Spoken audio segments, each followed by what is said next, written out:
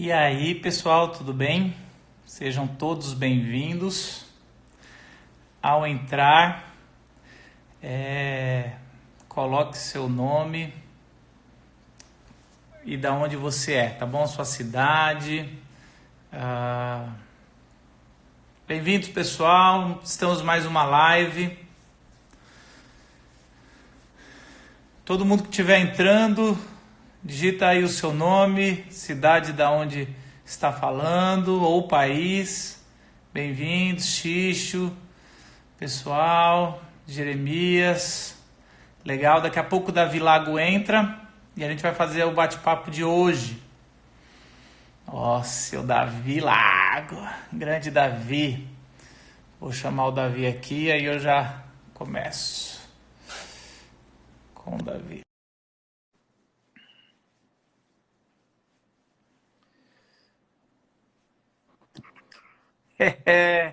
Oi, amigo. Fala, meu irmão, meu amigo Marcos. Você tá bem, querido? Tô Como é que bem, você tá de quarentena? Tá bem? tô Deixa eu bem. falar com a turma que vai entrando agora aqui, o que a gente está fazendo aqui. Desde que a gente entrou em quarentena, comecei a receber vários relatos, o Davi deve ter recebido também, de pessoas que estão confusas, estão com gatilhos de depressão, gatilhos de ansiedade.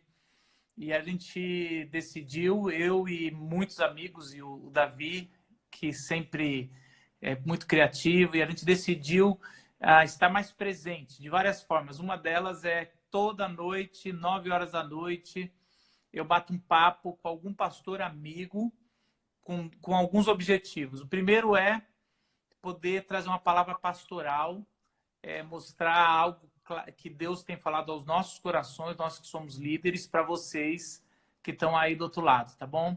Segundo motivo que eu faço esse bate-papo é para que as pessoas, a gente fazer uma aliança de pastores que têm o mesmo coração, mais ou menos, não precisa ser a mesma teologia, mas caminham juntos. Eu acho que essa hora é a hora de indicar um ao outro.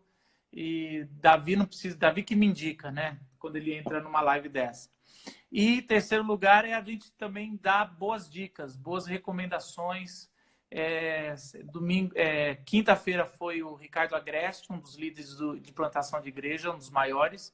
Ontem foi o amigo Tiago Arraes e hoje é o Davi Lago. Então a gente teve um presbiteriano, um adventista e hoje a gente vai de batista. Agora chamando você para o papo aqui, Davi. Cara, como é que você está? Como é que você tem encarado todo essas medidas que estão sendo tomadas para o seu ministério? Você que é uma pessoa diferente das pessoas que eu conversei até agora, os pastores que eu conversei até agora têm um sustento. Por enquanto, né? Enquanto tiver dízimo e arrecadação, eu tenho sustento. Mas você é um cara que vive de oferta e é como um autônomo que vai ser altamente afetado financeiramente, né? E como é que você está lidando com isso, Manão? Boa noite, todo mundo. Muito feliz, Marcos, da gente poder conversar. Bom, esse primeiro tema que você está falando é o desafio econômico que a pandemia causa, a quarentena causa. A primeira coisa que eu fiz foi realmente cancelar todos os compromissos que eu tinha nos 15 dias, e o pessoal mesmo foi entrando em contato. E aí a importância de você ter reservas, você ter alguma organização. Eu, graças a Deus, eu tenho outras alternativas de renda, não apenas ofertas que eu ganho das igrejas que eu, com muito amor, semeio na nossa família, mas também alguns investimentos, algumas outras fontes que nós temos. Mas esse primeiro ponto ele é muito importante.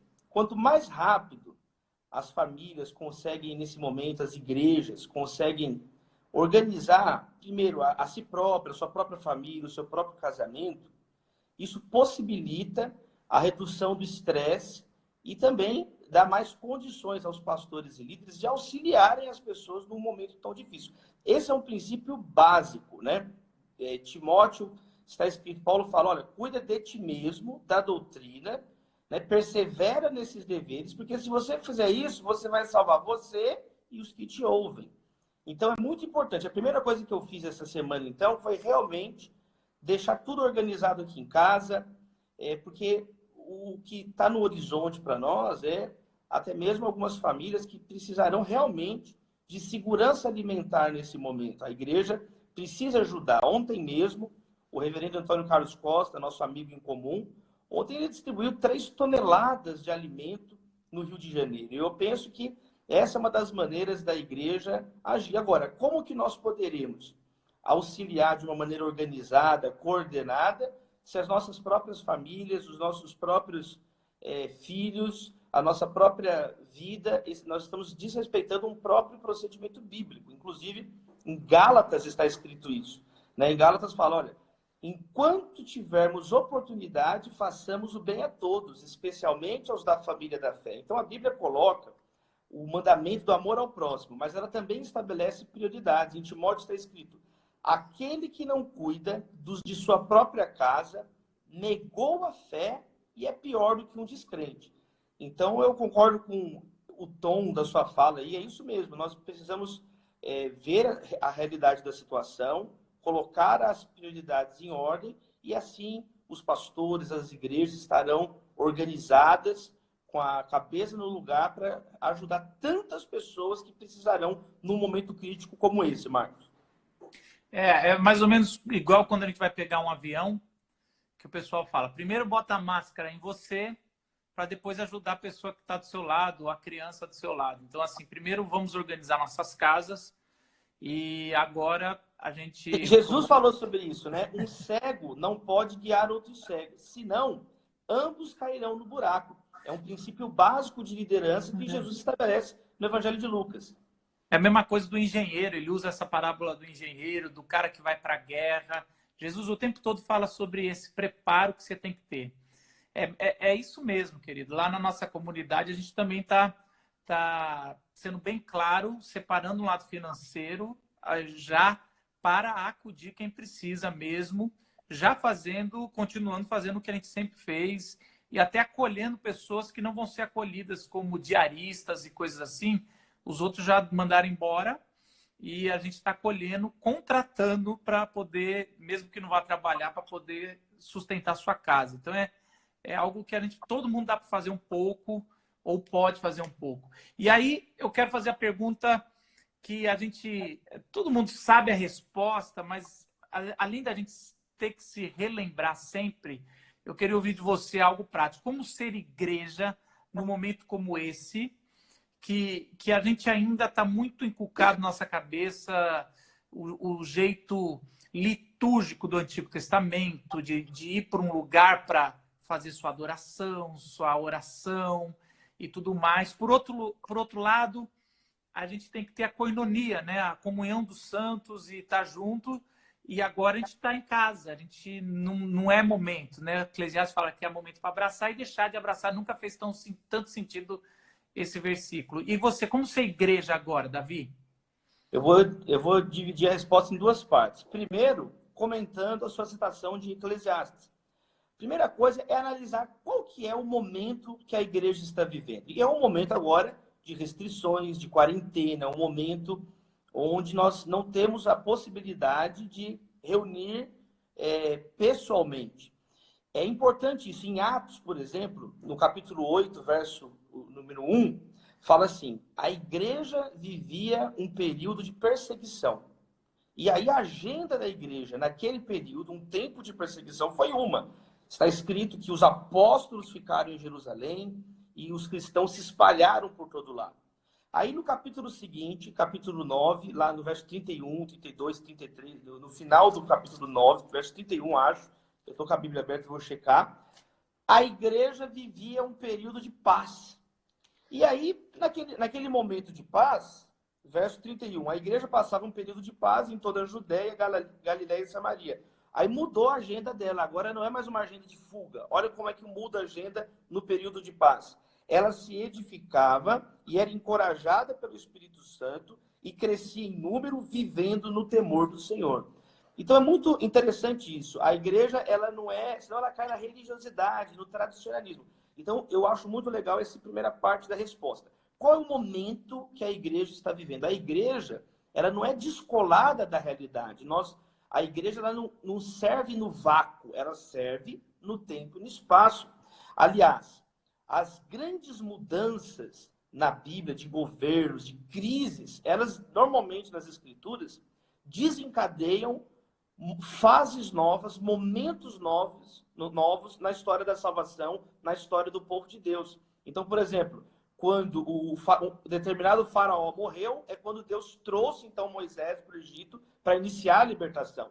Quando Herodes morreu, Jesus sai do Egito e vai para Nazaré.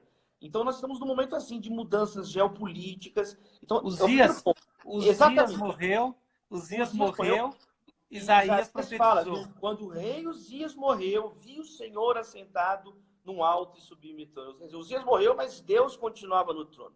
Porque se nós não temos esse discernimento, nós começamos a fazer um monte de coisas acriticamente, e pior, sem a crítica bíblica, sem o discernimento bíblico necessário, a calma bíblica necessária. Então, o primeiro ponto é esse. Qual que é a realidade da situação? Jesus nos ensinou a interpretarmos espiritualmente os fatos. Você sabe interpretar a figueira, você sabe interpretar o sol, se está de tarde, se vai ser a primavera, vocês têm que aprender a discernir os tempos. Então, esse é um primeiro ponto.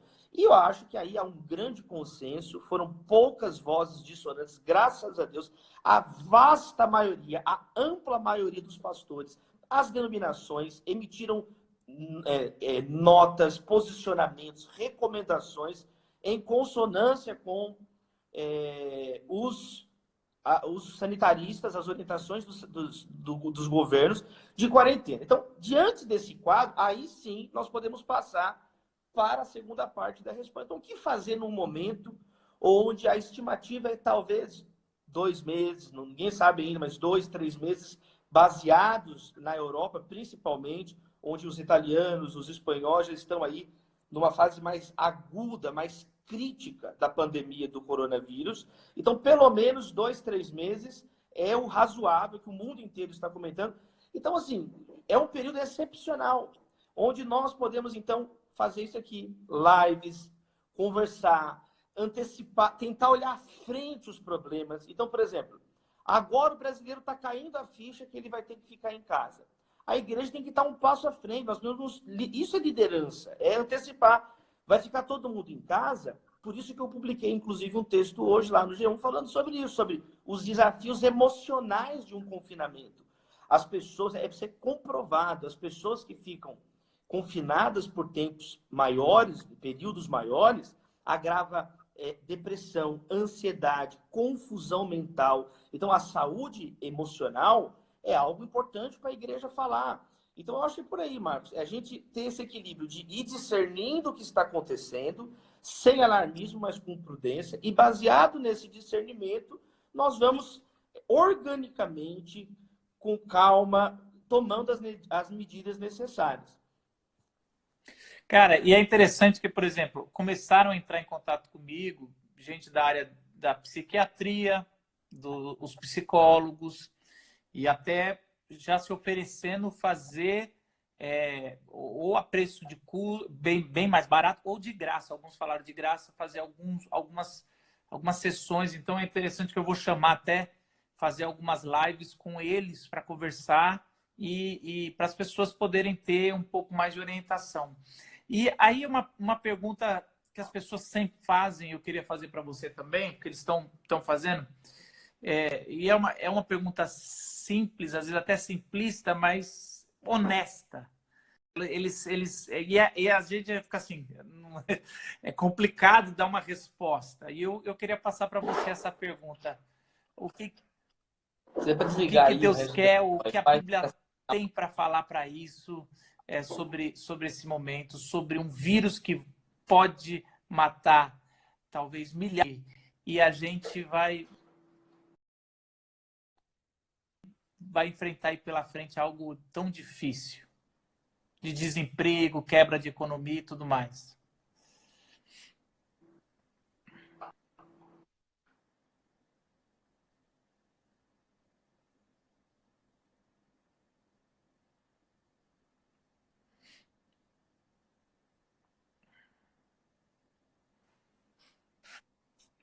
Tá me ouvindo? Não estou ouvindo. Deu uma travada, meu amigo. Não, tá um pouco.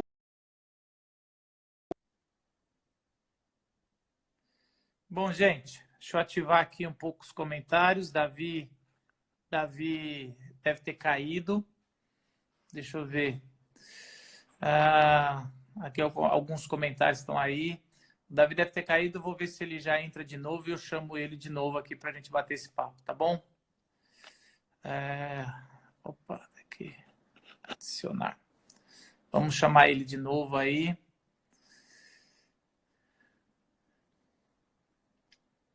E ver o que...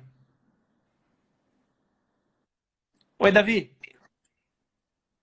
Melhorou? Oi, Fala oi, um... oi. Deixa eu ver. Marcos? Tá. Vamos ver. Fala de A novo. pergunta foi sobre o que Isso. Deus... É uma situação de sofrimento. E a Bíblia fala muito sobre propósitos de Deus no sofrimento. Eu posso enumerar alguns. Por exemplo, a Bíblia mostra que momento número 1 é o momento de nós valorizarmos as bênçãos de Deus. Momentos de sofrimento, onde ele fala, foi bom eu ter sido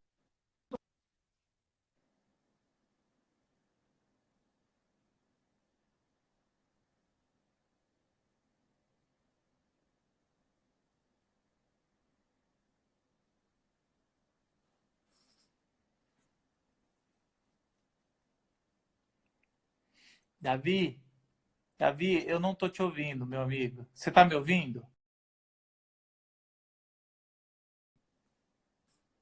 Caiu de novo, gente. Vamos tentar de novo. Davi, eu entendo porque tem muita gente que entra nesse horário para fazer lives, né? Então é um horário congestionado. A gente já está com 160 pessoas. Lógico que já entrou e saiu mais gente. Mas assim que o Davi entrar de novo, eu vou. Enquanto isso, gente, da onde vocês são, vai falando o que vocês estão achando das nossas lives, o que vocês têm, quais são as ressonâncias, né? O que vocês podem trazer de volta sobre esse momento que a gente está vivendo e um pouco das pastorais que a gente recebeu. Ontem tivemos o Tiago Arraes, antes de ontem o Agreste, semana que vem vamos ter vários. Amanhã eu vou fazer uma pastoral, uma pastoral em Lamentações. Então também podem estar para cá que vai ser algo bacana, tá bom?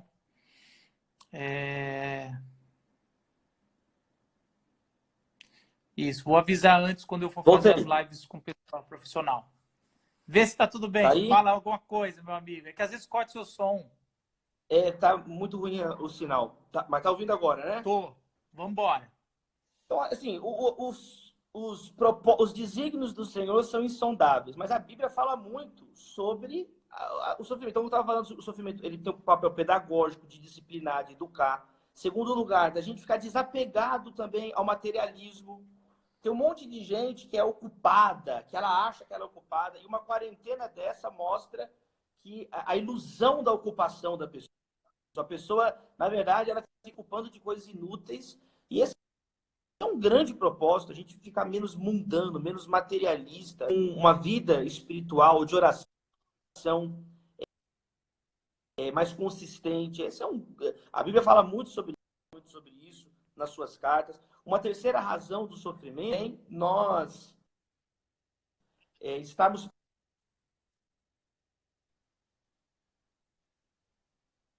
ajudarmos outras pessoas.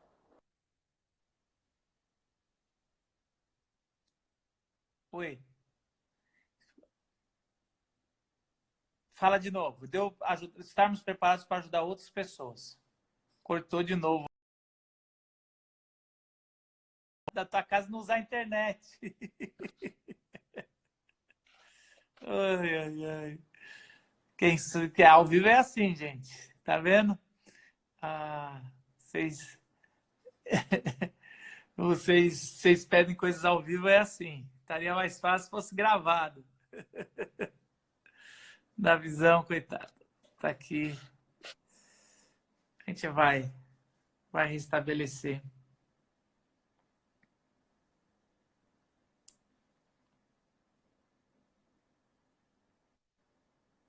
Que luta,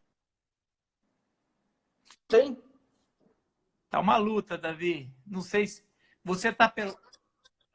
Eu tirei do meu, coloquei no meu 4G aqui. Vamos ver se vai. Vamos ver se vai. Tá, se não Do der Wi-Fi. certo, a gente já pede a oração final, que é o que mais tem impactado a gente assim no final. Eu tenho... Mas é isso, Marcos.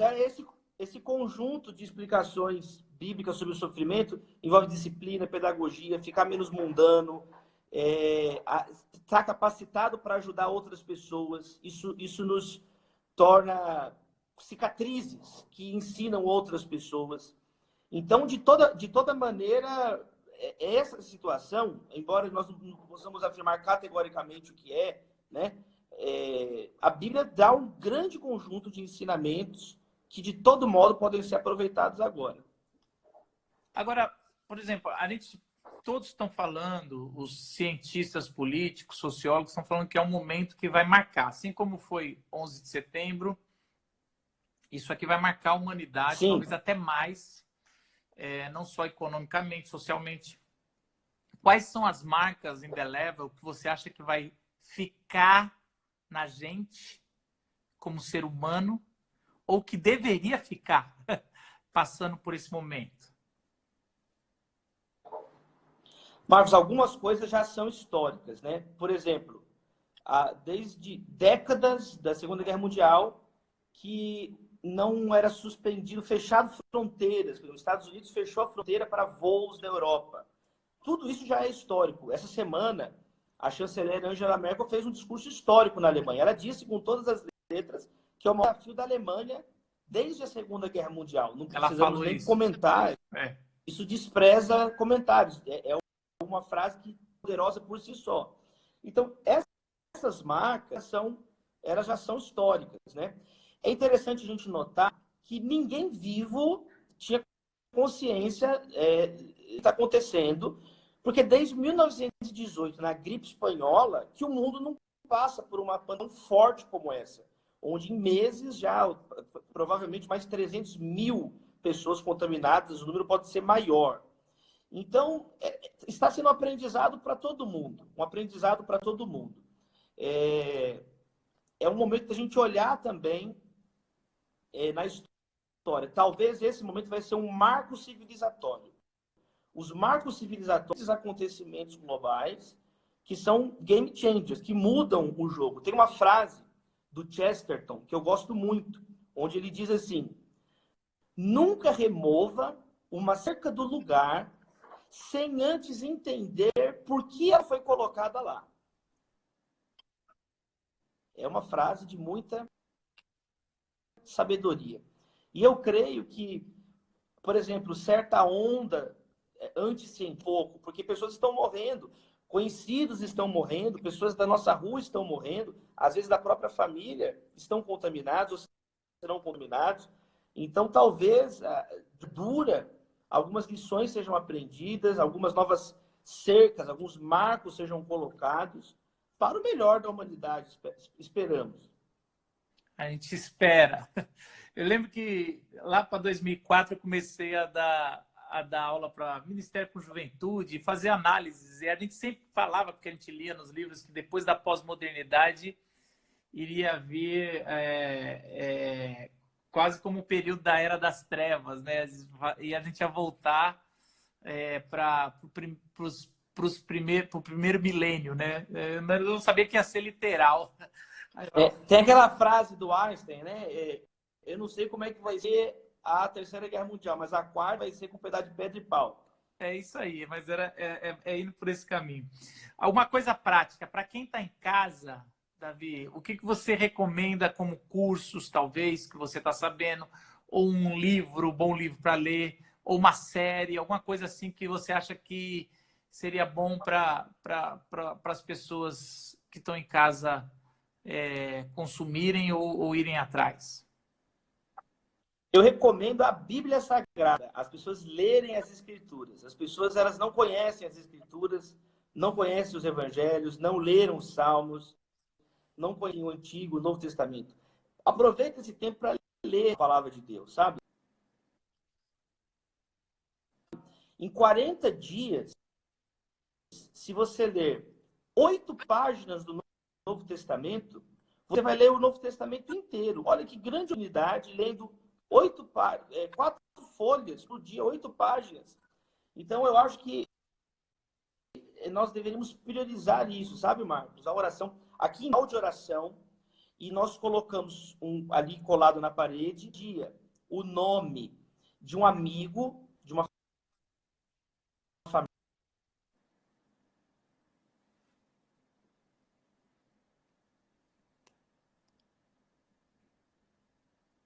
Travou no amigo, amigo. Travou na hora de colocar o nome do amigo na parede. Deixa eu ver se eu estou te ouvindo.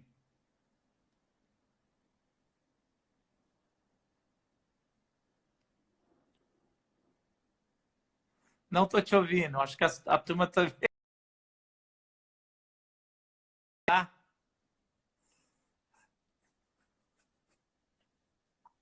Vamos lá, gente. Tá muito boa essa dica da visão.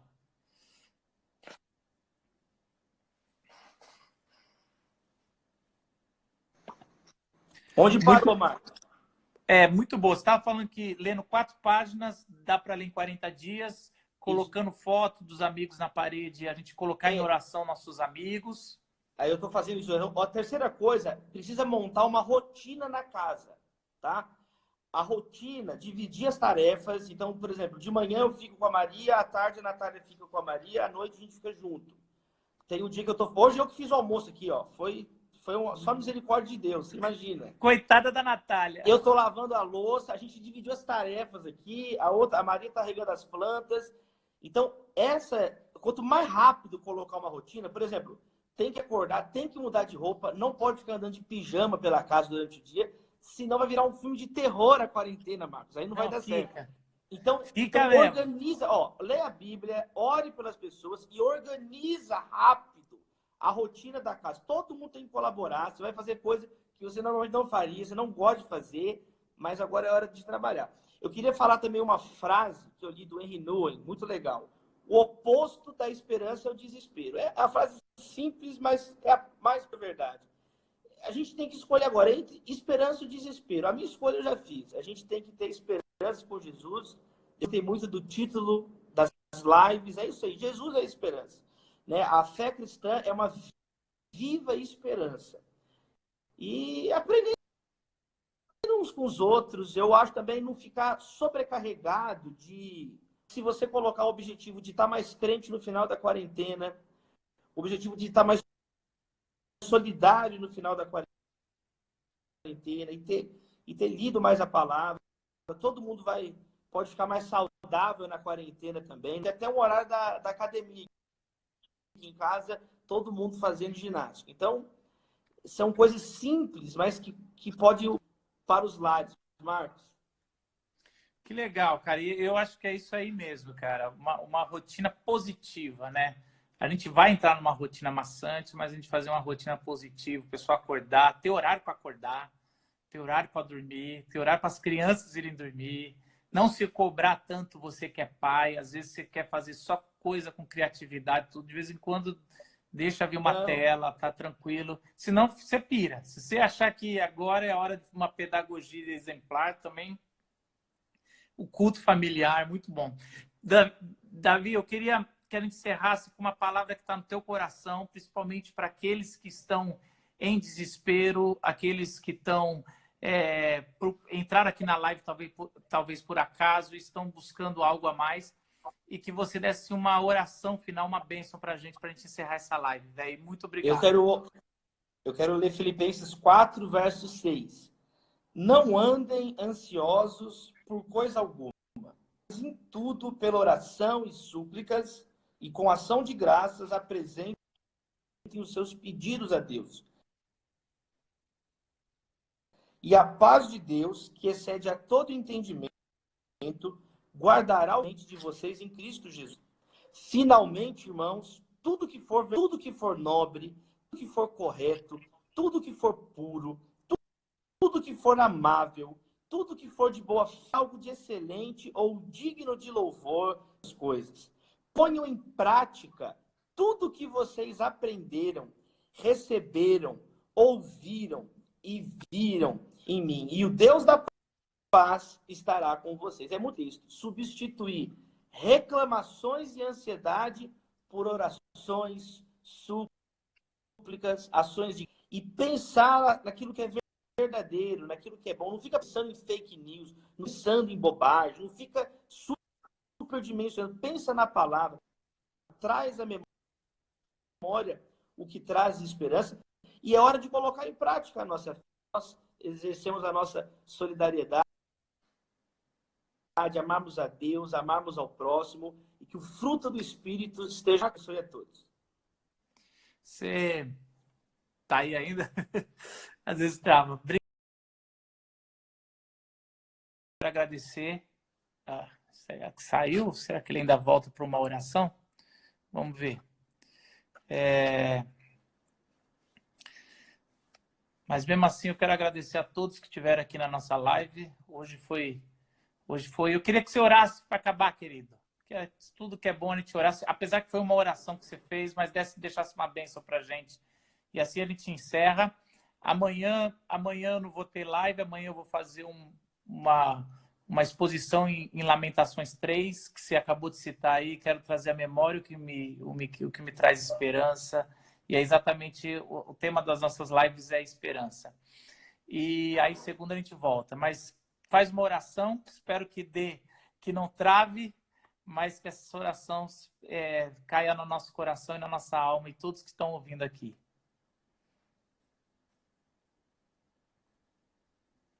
Vai ter que entrar de novo, vai ter que entrar de...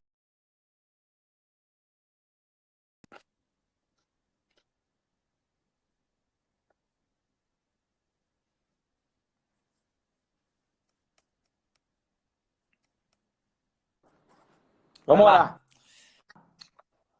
Tem misericórdia de nós, abençoe cada família, fica conosco nesse momento, dá paz aos nossos corações, abençoe a liderança da igreja, pastor Marcos, todos os irmãos, ó Deus, que estão se empenhando nesse momento para trazer alguma luz da tua palavra, algum pão para o faminto.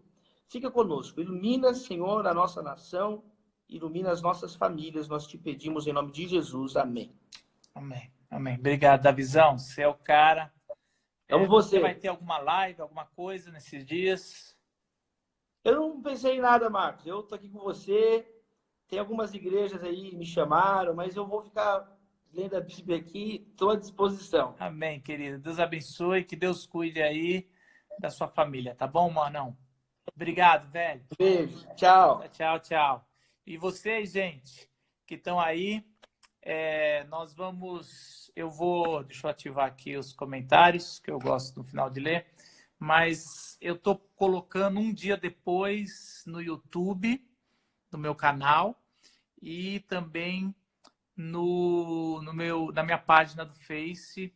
E, se eu não me engano, já acabei de colocar, acabei de colocar a do Thiago Arraes, que já saiu aqui do ar. Não tem como deixar salvo no Stories, mas eu coloquei no YouTube, se vocês quiserem, dá uma olhada lá. Digita Marcos Botelho no YouTube, que você vai ver o nosso bate-papo de ontem e de antes de ontem com o Ricardo Agreste. Muito bom. Se você está precisando de uma palavra de oração, de um esclarecimento sobre o momento que a gente está vivendo, eu acho que é isso. E a esperança é o tema de todas as nossas lives. Então, nos vemos amanhã, 9 horas da noite, com a exposição. Aí não vai ser aqui, tá? Não vai ser aqui, vai ser no Facebook, Marcos Botelho, ou no YouTube, tá? Então, aperta o sininho lá e aí eu vou expor lá o conteúdo de Lamentações 3, tá bom? Sobre esperança pra gente. E aí, segunda, a gente volta com as nossas lives. Então, amanhã é no YouTube e no Facebook, ok? Deus abençoe vocês todos, gente. E a gente se vê, tá bom? Vou comer alguma coisa que eu não jantei. Abraço.